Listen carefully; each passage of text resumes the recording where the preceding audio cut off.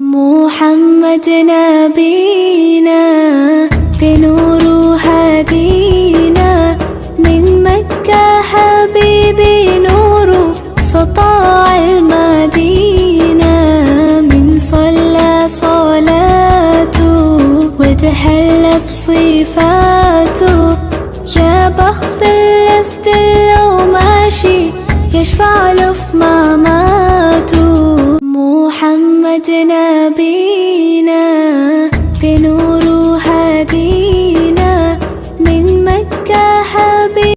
அஸ்ஸலாமு அலைக்கும் வரஹ்மத்துல்லாஹி வபரகாத்துஹு. கண்ணியமிகு மாணவ மாணவிகளே, அன்பு சகோதர சகோதரிகளே, சென்ற பாடத்திலே நாங்கள் அர்கானுல் இஸ்லாம், இஸ்லாத்தினுடைய ருக்கூன்கள் என்ற தலைப்பில் அதில் கூறப்பட்ட விடயங்களுக்கு சிறு விளக்கத்தை நாங்கள் பார்த்தோம். இன்றைய பாடத்திலே நாங்கள் ஃபஸ்லுன் ஃபி அர்கானுல் ஈமான் என்று இரண்டாவது பாடமாகிய ஈமானுடைய ருக்கூன்கள், எவ்வாறு ஈமான் கொள்ள வேண்டிய கடமைகள் இருக்கிறது, எந்த முறையில் ஈமான் கொள்ள வேண்டும், எந்தெந்த விடயங்களை ஈமான் கொள்ள வேண்டும் என்ற விளக்கத்தை நாங்கள் இந்த இடத்திலே பார்க்க இருக்கின்றோம்.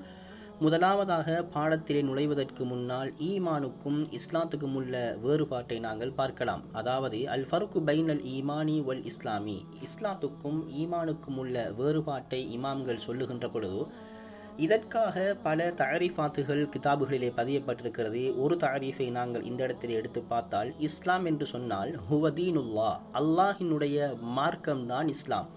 அல்லாஹு தஆலா குர்ஆனிலே கூறுகின்றான், இன்ன தீன இந்தல்லாஹில் இஸ்லாம், அல்லாஹ்விடத்தில் மார்க்கம் என்றாலே இஸ்லாம் தான்.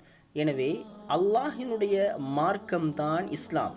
இஸ்லாம் என்று வந்துவிட்டால் அல்லாஹினுடைய மார்க்கத்தை குறிக்கிறது. அத்தோடு வமா ஜாஅ பிஹி நபி ஸல்லல்லாஹு அலைஹி வஸல்லம், ரசூல் ஸல்லல்லாஹு அலைஹி வஸல்லம் அவர்கள் எதை கொண்டு வந்தார்களோ அதுவும் இஸ்லாமாக இருக்கிறது. ரசூலுல்லாஹி ஸல்லல்லாஹு அலைஹி வஸல்லம் அவர்களின் மூலமாக கடமையாக்கப்பட்டவைகள் தீனாக இருக்கிறது.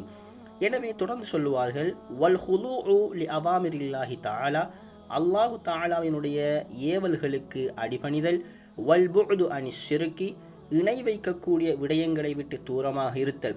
எனவே அல் இஸ்லாம், இஸ்லாம் என்பதாகிறது ஹுவல் அஅமாலுல்லாஹிரா, வெளிரங்கமான செயற்பாட்டை குறிக்கக்கூடிய ஒன்று. அல்லதி யகூமு பிஹல் முஸ்லிம், ஒரு முஸ்லிம் அந்த விடயங்களை தன்னுடைய வாழ்க்கையில் அமுல்படுத்துவானே, ஏற்று நடப்பானே, அப்படியான வெளிரங்கமான செயற்பாடுகளை குறிக்கக்கூடியது. ஒருவன் இஸ்லாத்திலே இருக்கிறான் என்று சொன்னால் அவன் தொழுவான், ஜகாத் கொடுப்பான், ஹஜ் செய்வான், நபியவர்களின் மூலமாக காட்டி தந்த வழிமுறைகளை தன்னுடைய வாழ்க்கையிலே பின்பற்றுவான். இவைகளை அவன் செய்கின்ற பொழுது அவன் இஸ்லாத்திலே இருக்கின்றான், இஸ்லாத்துக்கு கட்டுப்பட்டவனாக இருக்கின்றான். இஸ்லாமிய மார்க்கத்தை தழுவி அந்த விடயத்திலே அவன் அல்லாஹ் எதை சொல்லியிருக்கின்றானோ அந்த விடயத்தை தன்னுடைய வாழ்க்கையில் அமுல்படுத்துகின்றான் என்று அவனுடைய வெளிரங்கமான அந்த செயற்பாடுகளை வைத்து இஸ்லாத்தை அடையாளம் கண்டுகொள்ளலாம். அடுத்ததாக ஈமான் என்றால் என்ன? அல் ஈமானு ஹுவ தஸ்தீகு பில் கல்பி, உள்ளத்தால் உண்மைப்படுத்துவதாகும். வல் இஅ்திகாது பிகுல்லி மா ஜாஅ பிஹில் இஸ்லாம், இஸ்லாம் எதை கொண்டு வந்ததோ அத்தனை விடயங்களையும் உறுதி கொள்வதாகும். எனவே தான் ரசூல் ஸல்லல்லாஹு அலைஹி வஸல்லம் அவர்கள் ஒரு ஹதீஸிலே சொன்னார்கள், அல் இஸ்லாமு அலானியா, இஸ்லாம் என்பது வெளிப்படையான செயலை குறிக்கிறது. வல் ஈமானு ஃபில் கல்பி, ஈமான் என்பது உள்ளத்தால் உறுதி கொள்ளும் நம்பிக்கையை குறிக்கிறது. எனவே ஈமான் என்பது நம்பிக்கையோடு சம்பந்தப்பட்டது, உள்ளத்தோடு சம்பந்தப்பட்டது. இஸ்லாம் என்பது மனிதனுடைய வெளிரங்கமான செயற்பாடுகளோடு சம்பந்தப்பட்ட ஒன்றாக இருக்கிறது. எனவே அடுத்ததாக நாங்கள் நேரடியாக பாடத்துக்கு செல்ல இருக்கின்றோம். முஸன்னிஃப் ரஹ்மத்துல்லாஹி அலைஹி அவர்கள் கொண்டு வருகிறார்கள், ஃபஸ்லுன் ஃபி அர்கானில் ஈமானி, ஈமானுடைய ருக்கூன்களில் உண்டான ஒரு பாட பிரிவாகும். முதலாவது கொண்டு வருகிறார்கள், அர்கானுல் ஈமானி சித்தா, ஈமானுடைய ருக்கூன்களாகிறது 6ஆக இருக்கிறது. எனவே ஒரு மனிதன் தன்னுடைய வாழ்க்கையில் ஈமான் கொள்ள வேண்டிய, உறுதி கொள்ள வேண்டிய விடயங்கள் 6 இருக்கிறது. அதில் முதலாவதாக அன் துஅ்மின பில்லாஹி, அல்லாஹு தஆலாவை கொண்டு ஈமான் கொள்ளுதல் ஆகும். எனவே அல்லாஹு தஆலாவை கொண்டு ஈமான் கொள்ளுதல் என்றால் என்ன? இதற்கான பல விளக்கங்கள் கிதாபுகளிலே கூறப்பட்டிருக்கிறது. இதற்கு நாங்கள் ஒரு ஹதீஸை ஆதாரமாக இருக்கலாம். ஹதீஸு ஜிப்ரீல் என்று வர்ணிக்கப்படக்கூடிய அந்த ஹதீஸிலே ஜிப்ரீல் அலைஹிஸ்ஸலாம் ரசூல் ஸல்லல்லாஹு அலைஹி வஸல்லம் அவர்களிடத்திலே வந்து, ஃபஅக்பிரினி அனில் ஈமான், எனக்கு ஈமானை பற்றி அறிவித்து தாருங்கள் என்று கேட்ட வேளை ரசூல் ஸல்லல்லாஹு அலைஹி வஸல்லம் அவர்கள் சொன்னார்கள், அன் துஅ்மின பில்லாஹி வ மலாயிகத்திஹி வ குதுபிஹி வ ருசுலிஹி வல் யௌமில் ஆஹிரி வ துஅ்மின பில் கதரி கைரிஹி வ ஷர்ரிஹி, அல்லாஹு தஆலாவை கொண்டு ஈமான் கொள்ளுதல், அவனுடைய மலக்குமார்களை கொண்டு ஈமான் கொள்ளுதல், அவனுடைய வேதங்கள், ரசூல்மார்கள், கியாமத்துடைய நாள், அதே போன்று நலவு கருதிகள் அல்லாஹினுடைய நாட்டத்தால் நடக்கிறது என்று ஈமான் கொள்ளுதல் ஆகும். இது புகாரியிலே பதியப்பட்ட ஹதீஸ். எனவே இந்த ஹதீஸை ஈமான் கொள்ள வேண்டிய விடயங்களுக்கு ஆதாரமாக எடுக்கலாம். எனவே ஈமான் என்று சொன்னால் என்ன? அத்தஸ்தீக். லுகாவினுடைய அடிப்படையில் பார்க்க போனால் அத்தஸ்தீக் உண்மைப்படுத்துதல் ஆகும். ஷரஅன் மார்க்கம் சொல்கிறது ஹுவ தஸ்தீக்குல் ஜாசிம், உறுதியாக உண்மைப்படுத்துதல் ஆகும். எந்த விடயத்தை? அல்லாஹ்வை கொண்டு ஈமான் கொள்ளுதல், பிவுஜூதில்லாஹி தஆலா, அல்லாஹு தஆலா இருக்கிறான் என்கிற விடயத்தை எந்த சந்தேகமும் இல்லாமல் உறுதியாக உண்மைப்படுத்துவதாகும். அத்தோடு சேர்த்து வமா ஜாஅ பிஹி நபி ஸல்லல்லாஹு அலைஹி வஸல்லம், ரசூல் ஸல்லல்லாஹு அலைஹி வஸல்லம் எதையெல்லாம் கொண்டு வந்தார்களோ, அல்லாஹ்வின் மூலமாக நபி அவர்கள் எங்களுக்கு எதை அறிவித்து தந்தார்களோ, கற்றுத் தந்தார்களோ, அப்படியான விடயங்களையும் உண்மைப்படுத்தி ஈமான் கொள்வதாகும். எனவே அல்லாஹ்வை கொண்டு ஈமான் கொள்கின்ற பொழுது அல்லாஹுக்கு இணை துணை யாரும் கிடையாது, அல்லாஹுக்கு நிகராக எதுவும் கிடையாது. அவனுடைய சிஃபாத்துக்கள், அவனுடைய வாஜிபாத்துக்கள், அல்லாஹ் எல்லாவற்றின் மீதும் சக்தி பெற்றவன், அவனே இந்த உலகத்தை இயக்கக்கூடியவன் என்ற உறுதியான நம்பிக்கையை நாங்கள் உள்ளத்திலே கொண்டு வர வேண்டும். அதனால் தான் சொல்லுவார்கள், அல்லாஹ்வை ஈமான் கொள்ளுதல் என்பதை தஸ்தீகன் தாமன் வ இஅ்திகாதன் ஜாசிமன் லா யஅ்தரீஹி ஐயு ஷக்கின் பிவுஜூதில்லாஹி தஆலா வ அஸ்மாஇஹி வ சிஃபாத்திஹி வ ருபூபியத்திஹி வ உலூஹியத்திஹி. எனவே தஸ்தீகன் தாமன் வ இஅ்திகாதன் ஜாசிமன், உறுதியான நம்பிக்கையும் பரிபூர்ணமான உண்மைப்படுத்துதலும் தேவை. அதிலே எந்த விதமான சந்தேகங்களோ அல்லாஹ் இருக்கின்ற விடயத்தில், அவனுடைய அஸ்மாக்களுடைய விடயத்தில், சிஃபாத்துடைய விடயத்தில், அதே போல் ருபூபியத் உலூஹியத்துடைய விடயத்திலே எந்த சந்தேகமும் வராமல் தஸ்தீகன் தாமன் வ இஅ்திகாதன் ஜாசிமாக அல்லாஹ்வை கொண்டு நாங்கள் ஈமான் கொள்ள வேண்டும். அடுத்த ருக்கூனாக வருகிறது வமலாஇகத்திஹி, அவனுடைய மலக்குமார்களை கொண்டு ஈமான் கொள்ளுதலாகும். மலக்குமார்கள் என்றால் யார்? மலக்குமார்களுக்கு ஒவ்வொரு கிதாபுகளிலும் பல வகையான தஅரிஃபாத்துக்களை சொல்லுவார்கள். அதில் ஒன்றுதான் மலக்குமார்கள் என்பவர்கள் ஹும் மஹ்லூகாத் நூரானியா, அவர்கள் ஒளியால் படைக்கப்பட்ட படைப்புகள். வஹும் மின் அஹ்லில் ஜன்னா, அவர்கள் சொர்க்கவாசிகள். வஹும் லா யஅகுலூன வலா யஷ்ரபூன வலா யதஸவ்வஜூன, அவர்கள் உண்ணவோ குடிக்கவோ திருமணம் முடிக்கவோ மாட்டார்கள். வஹும் காயிமூன பி அவாமிரில்லாஹி தஆலா, அல்லாஹு தஆலாவினுடைய ஏவல்களை அமுல்படுத்தக்கூடியவர்கள். வஹும் லா யஅஸூனல்லாஹ மா அமரஹும், அல்லாஹ் எதை ஏவினானோ அதற்கு மாற்றம் செய்யாதவர்கள். இவர்கள் தான் மலக்குமார்கள் என்று சில தஅரிஃபாத்துக்களில் கூறப்பட்டிருக்கிறது. எனவே இப்படியான பண்புகளை கொண்ட மலக்குமார்களை நாங்கள் ஈமான் கொள்ள வேண்டும். அத்தோடு இந்த மலக்குமார்களுக்கென்றே அல்லாஹ் சிலர்களை தேர்ந்தெடுத்து அவர்களுக்கென்றே சில வலாயிஃப்களை, சில பொறுப்புகளை கொடுத்திருக்கின்றான். உதாரணமாக லிஹம்லில் அரிஸ், அரிசை சுமப்பதற்காக, வலி ஹிஃப்லில் இன்சான், மனிதனை பாதுகாப்பதற்காக, வலி கிதாபத்தி அமாலில் இன்சான், மனிதனுடைய செயற்பாடுகளை எழுதுவதற்காக, வலி நஃப்ஹி ரூஹ், ரூஹ் ஊதுவதற்காக, வலி கபதில் அர்வாஹ், ரூஹை கைப்பற்றுவதற்காக, வலி நுசூலில் வஹி, வஹியை கொண்டு இறங்குவதற்காக, வலி தஸ்பீஹில்லாஹி தஆலா, அல்லாஹ்வை தஸ்பீஹ் செய்வதற்காக, வலி தன்ஃபீஸி அவாமிரில்லாஹி தஆலா, அல்லாஹ்வினுடைய ஏவல்களை அமுல்படுத்த இவ்வாறு பல பொறுப்புகளை சுமத்தாட்டிய மலக்குமார்கள் இருக்கிறார்கள் என்ற விடயத்தையும் நாங்கள் ஈமான் கொள்ள வேண்டும். மலக்குமார்களுக்கு வாஜிபான விடயங்கள், முஸ்தஹீலான விடயங்கள், அவர்களுடைய சிஃபாத்துக்கள், எல்லா விடயத்தையும் நாங்கள் அறிந்திருக்கின்றோம். அப்படியான விடயங்கள் மலக்குமார்களுக்கு இருக்கிறதே. அல்லாஹ்வால் படைக்கப்பட்ட படைப்பு என்ற ஒரு உன்னத நோக்கத்தை நாங்கள் விளங்கி அதை எங்களுடைய உள்ளத்தால் உறுதி கொண்டு நாங்கள் எங்களுடைய நம்பிக்கையில் அதனை சேர்க்க வேண்டும். அத்தோடு சில ஷரஹ் கிதாபுகளிலே கூறப்பட்டிருக்கிறது, 10 விதமான மலக்குமார்களுடைய பெயரை கட்டாயம் ஒரு மனிதன் அறிந்திருக்க வேண்டும். அவர்கள் யார் என்று சொன்னால், ஜிப்ரீல் அலைஹிஸ்ஸலாம், மீகாயில், இஸ்ராஃபீல், மலக்குல் மவுத், முன்கர் வ நகீர், ரகீப் வ அதீத், ஹாசினுல் ஜன்னா வ ஹாசினுன் நார். இவர்களை பற்றிய அறிமுகம் எல்லோருக்கும் இருக்க வேண்டும். இவர்கள் என்னென்ன பொறுப்புகளில் இருக்கிறார் என்ற விடயங்களையும் அறிந்திருக்க வேண்டும். எனவே ஜிப்ரீல் அலைஹிஸ்ஸலாத்தை எடுத்துக்கொண்டால் அவர்கள் அஃதலுல் மலாயிகா, மலக்குமார்களிலே மிகவும் சிறந்தவர்கள். அவர்கள் தான் அமீனுல் வஹி, வஹி கொண்டுவதற்கு நம்பிக்கையாக தேர்ந்தெடுக்கப்பட்டவர், வஹியை கொண்டு வந்தவர். மீகாயில் அலைஹிஸ்ஸலாம் மலைக்கு பொறுப்புதாரி, இஸ்ராஃபில் அலைஹிஸ்ஸலாம் சூருக்கு பொறுப்புதாரி, மலக்குல் மவுத் உயிரை கைப்பற்றுபவர், முன்கர் நகீர் அவர்கள்தான் கபரிலே கேள்வி கணக்கு கேட்பவர்கள், ரகீப் அதீத் நல்லது கெட்டவைகளை எழுதுபவர்கள், ஹாசினுல் ஜன்னா வஹாசினுன் நார் இவர்கள் சொர்க்க நரகத்துக்கு பொறுப்பானவர்கள்.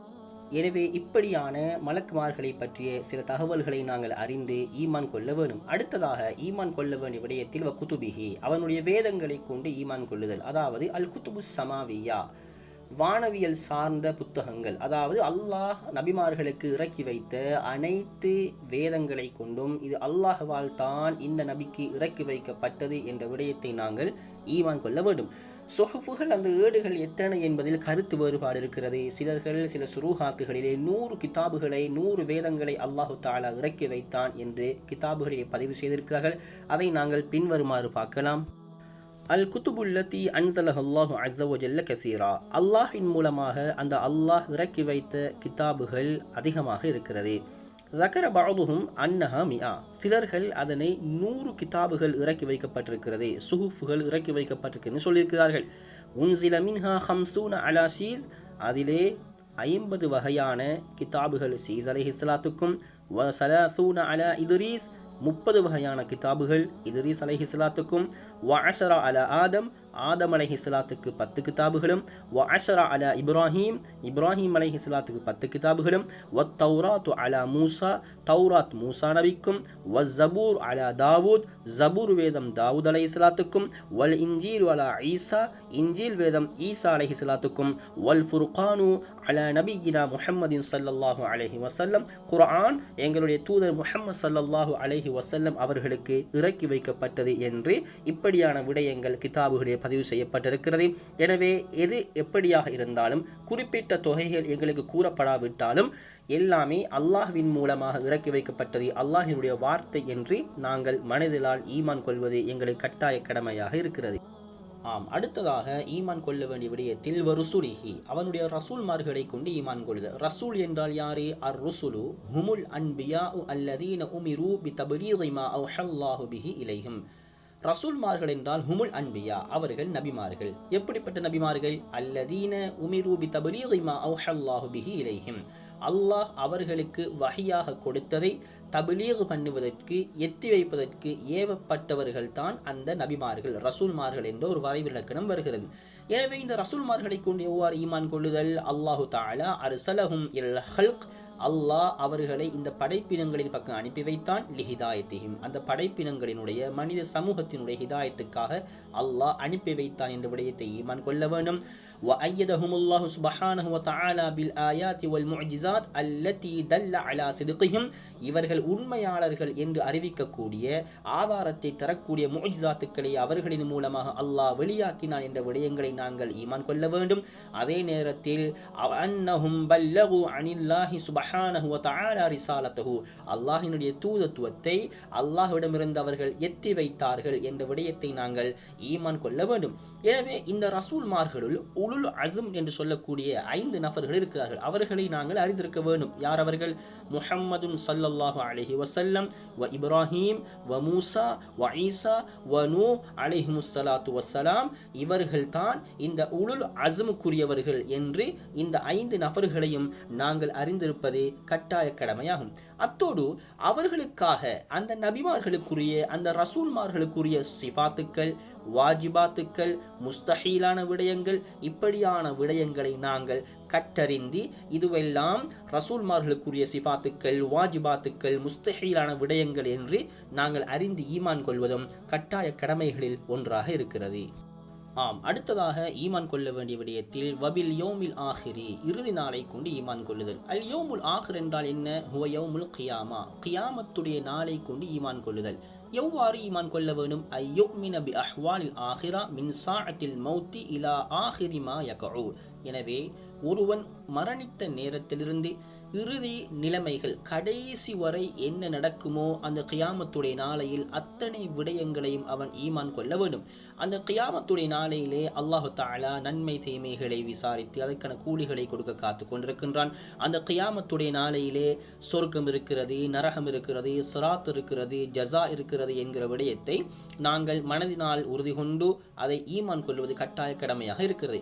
எனவே இந்த யௌமுல் ஆஹிர் இறுதி நாளைக்கு குர்ஆனிலும் ஹதீஸிலும் அதிகமான பெயர்கள் சொல்லப்பட்டிருக்கிறது. அவைகளை பார்க்க போனால் யௌமுல் கியாமா, யௌமுத்தீன், யௌமுல் ஹிசாப், யௌமுல் ஜஸா, யௌமுல் ஃபஸ்ல், யௌமுல் பஅஸ், யௌமுன் நஷ்ர், யௌமுல் ஜம்இ, யௌமுத் தகாபுன், யௌமுஸ் ஸாஅ, யௌமுத் தாம்ம, யௌமுல் வாகிஅ, யௌமுல் ஹாக்கா, யௌமுல் காரிஆ என்று குர்ஆன் ஹதீஸுகளில் இந்த ஆஹிராவுடைய நாளைக்கு பல வகையான பெயர்கள் குறிப்பிடப்பட்டிருக்கிறது என்கிற விடயத்தை நாங்கள் அறிந்திருக்க வேண்டும். எனவே இந்த கியாமத்துடைய நாளையிலே அல்லாஹ் கியாமத்துடைய நாளையில் என்னவெல்லாம் நடக்கும் என்று குர்ஆனிலும் ஹதீஸிலும் சொல்லியிருக்கின்றானோ, நபி அவர்கள் ஹதீஸின் மூலமாக, அல்லாஹ் குர்ஆனின் மூலமாக எதை எங்களுக்கு அறிவித்திருக்கின்றானோ அத்துணை விடயங்களும் அந்த கியாமத் இருக்கிறது, அந்த கியாமத்துடைய நாளையில் நிச்சயமாக நடக்கும் என்கிற விடயத்தை காஃபிர்கள் நிராகரிப்பது போன்று நாங்கள் நிராகரிக்காமல் அதை மனதினால் ஈமான் கொள்வதே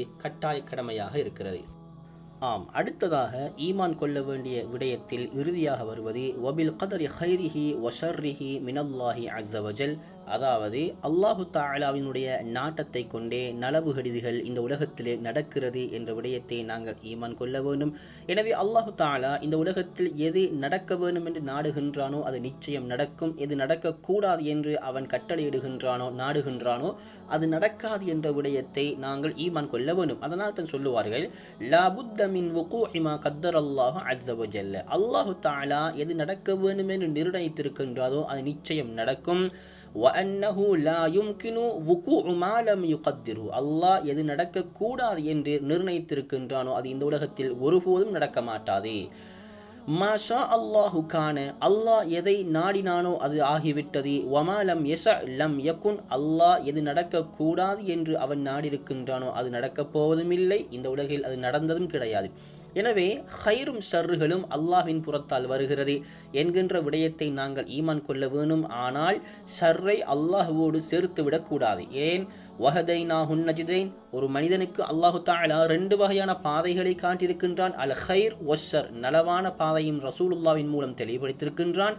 ஹைரான பாதை, அதே நேரத்தில் ஷர்ரான பாதையும் அல்லாஹு தஆலா இந்த உலகத்திலே ஒரு மனிதனுக்கு தெளிவுபடுத்தியிருக்கின்றான். எனவே இந்த உலகத்தில் எது நடந்தாலும் அல்லாஹினுடைய நாட்டத்தின்படி நடக்கிறது, அல்லாஹினுடைய ஏற்பாடு என்பதை நாங்கள் ஈமான் கொள்ள வேண்டும்.